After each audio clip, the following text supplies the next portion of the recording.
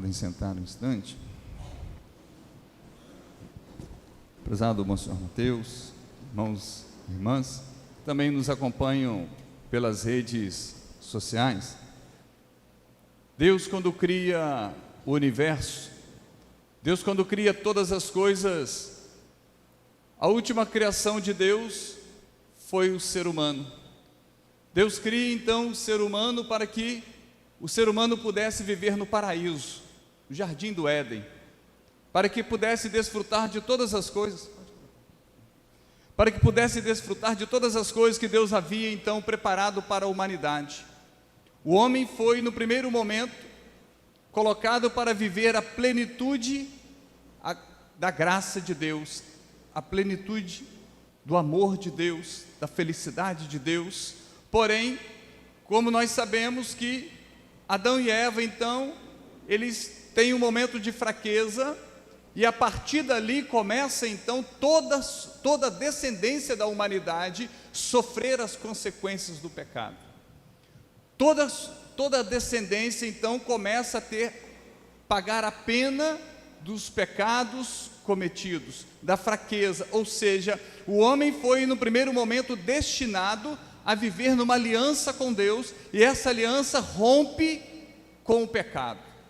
O quanto o pecado é destruidor da graça de Deus na nossa vida, o quanto o pecado, ele impede que a graça de Deus alcance a nossa vida, e assim depois, a partir então, desse rompimento da graça, da aliança de Deus com o homem começa a viver as misérias, o homem começa a viver o sofrimento, o homem começa a viver as angústias, o homem começa a se perder, o homem já não tem mais esperança, o homem já não tem mais sentido, a humanidade se perde, e Deus, sabendo de tudo aquilo que Ele havia feito para cada um de nós, Deus tem o desejo então de nos resgatar novamente, Deus tem o desejo de nos tirar da mansidão dos mortos, Deus tem o desejo de nos trazer uma vida nova, e essa vida nova, então no coração de Deus, Deus projeta o quê? Que o Filho pudesse vir à humanidade, estar no meio da humanidade, se fazer homem como cada um de nós, humano como cada um de nós, exceto no pecado,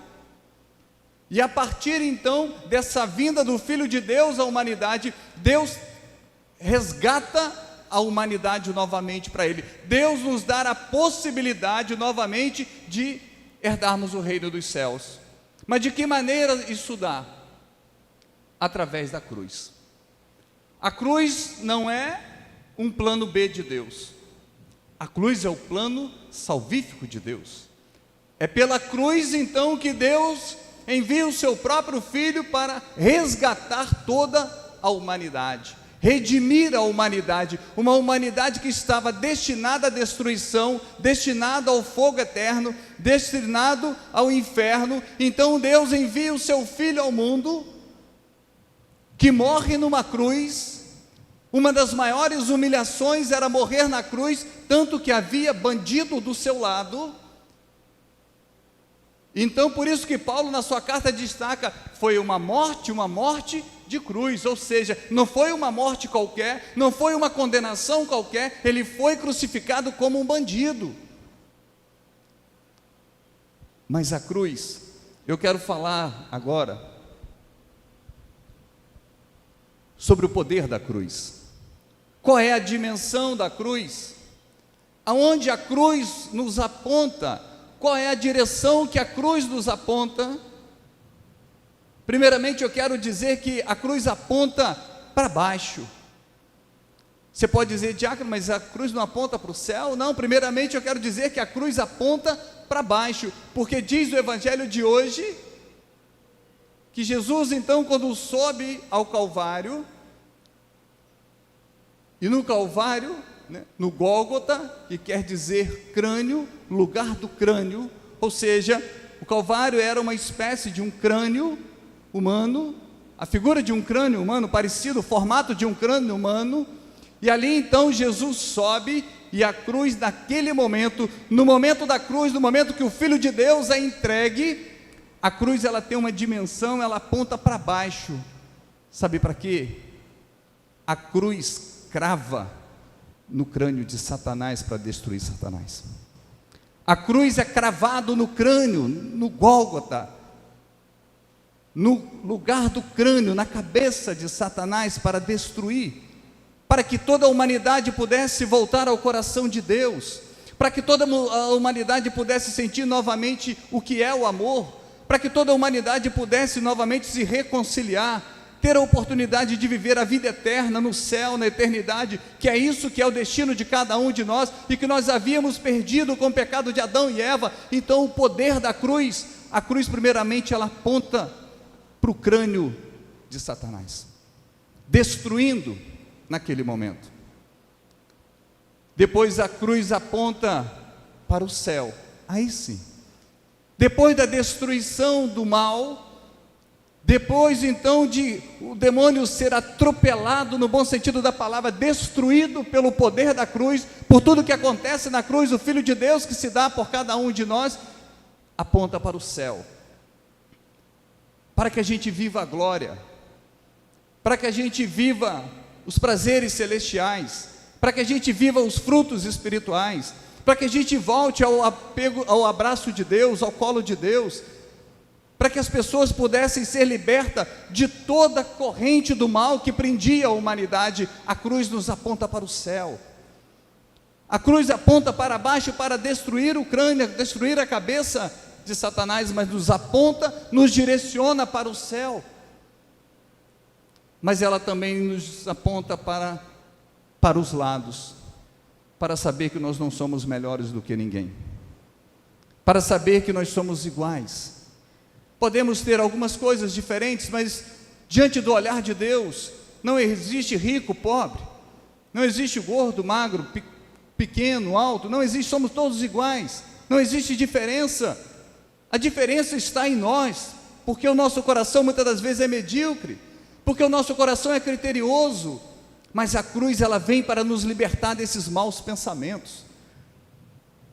E é aqui, é por isso que o demônio não suporta a cruz, porque ele sabe que ele foi destruído aqui. É por isso que o demônio não suporta olhar para a cruz. É por isso que muitas instituições estão sendo obrigadas a tirar a cruz por influência do mal. É por isso que muitos lugares públicos estão sendo obrigados a tirar a cruz, exatamente por causa disso, porque o demônio não suporta a cruz, porque ele sabe que é aqui que ele foi destruído.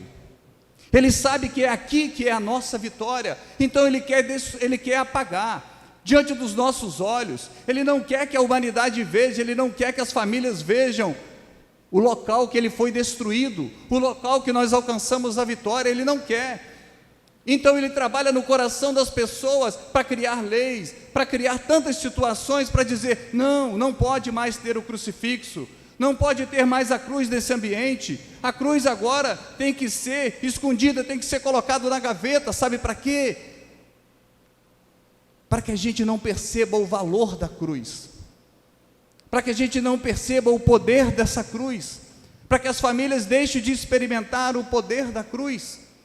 A cruz não é volto a dizer, não é um plano B de Deus.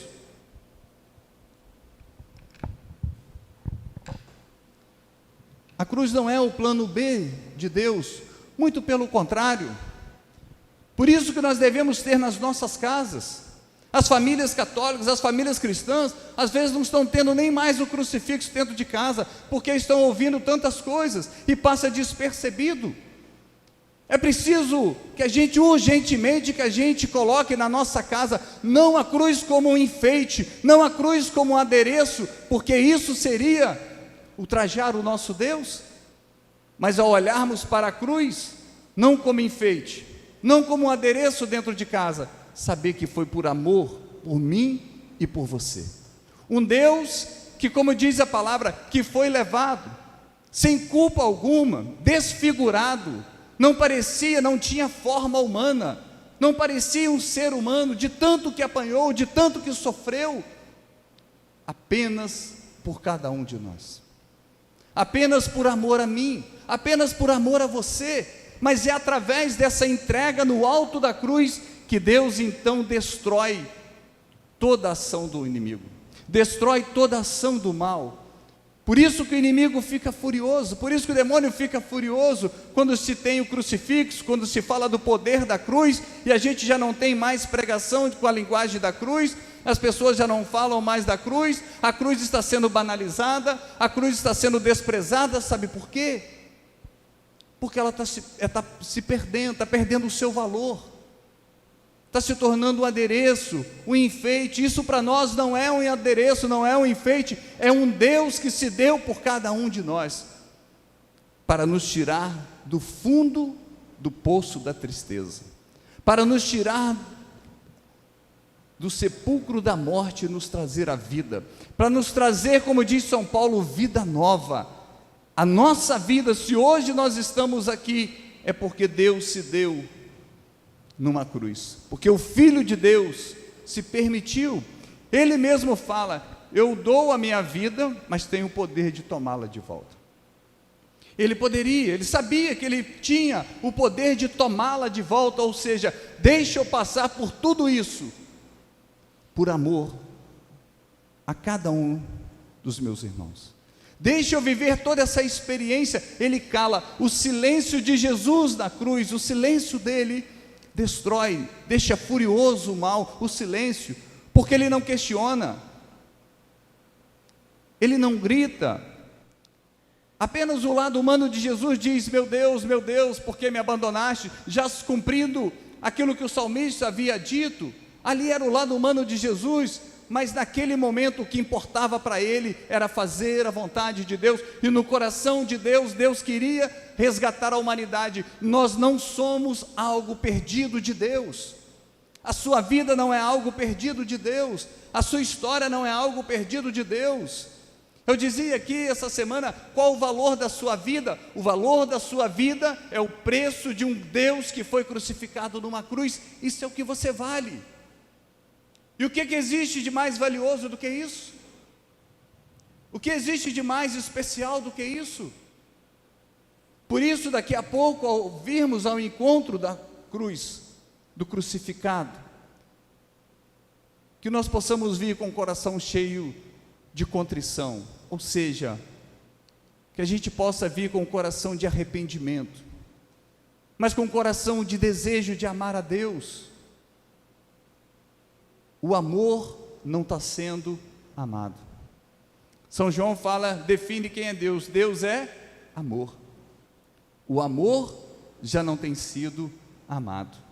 Que essa seja a grande graça do dia de hoje, que Deus possa nos conceder, que nós possamos amá-lo mais, que nós possamos ter cada vez mais consciência do que significa a nossa vida, do que significa um Deus morrer na cruz por cada um de nós. Ou nós vamos fazer parte daqueles que gritaram: crucifica-o, crucifica-o, fora, fora. Que nós vamos gritar daqui para frente? Qual vai ser o nosso grito? O nosso grito vai ser de crucificá-lo, para colocá-lo para fora? Ou o nosso grito vai ser aquele grito do Hosana? Ou vai ser o grito de amanhã, do aleluia? Qual vai ser o nosso grito? Ele morreu numa cruz para que pudéssemos ter sentido novamente na vida. Quanto mais nós mergulharmos no mistério da crucificação do Senhor, mais a nossa vida encontrará sentido.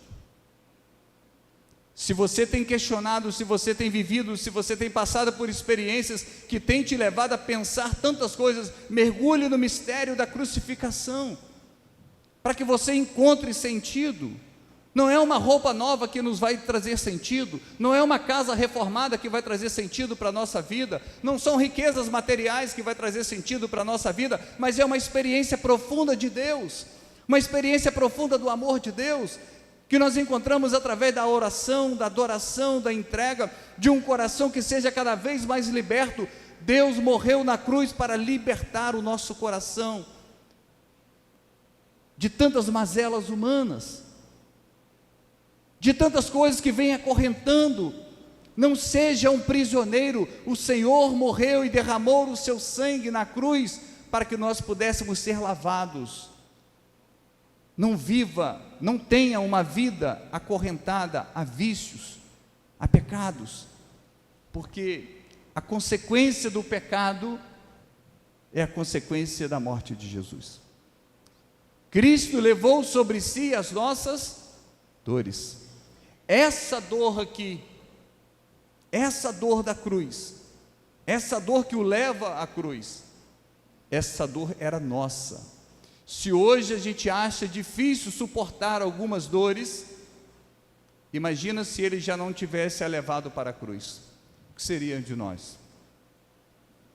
Ficaríamos trancados dentro de casa, debaixo da cama, com medo de todas as coisas, só querendo morrer, só pensando em destruição, só pensando em coisas ruins, porque o nosso coração estaria preso nas trevas, o nosso coração estaria preso na escuridão, o nosso coração estaria acorrentado a todas as obras de Satanás. Mas Cristo morreu por cada um de nós, se deu por cada um de nós, para que pudesse nos livrar de todas as armadilhas, de todas as correntes, de todas as obras diabólicas de Satanás. Ele morre na cruz exatamente para isso, para dizer para mim e para você: eu te concedo novamente a salvação, eu te dou novamente essa salvação, agora que tenhamos maturidade e consciência, para não perdermos a salvação que nós ganhamos. Deus nos deu a salvação quando Ele é levado ao alto da cruz, mas nós podemos perdê-la com aquilo que nós escolhemos na vida. Não é Deus, não é a sua crucificação que não teve efeito, fomos nós que optamos por ser aliados do mal, do inimigo. Então que peçamos ao Senhor esta graça no dia de hoje, de amá-lo cada vez mais, e que o poder e a força da cruz que possa emanar nos nossos corações e na nossa vida, e sempre nos iluminar, para que a gente se mantenha firme e perseverante, assim como Ele deseja de cada um de nós. Louvado seja nosso Senhor Jesus Cristo. Meus amados irmãos,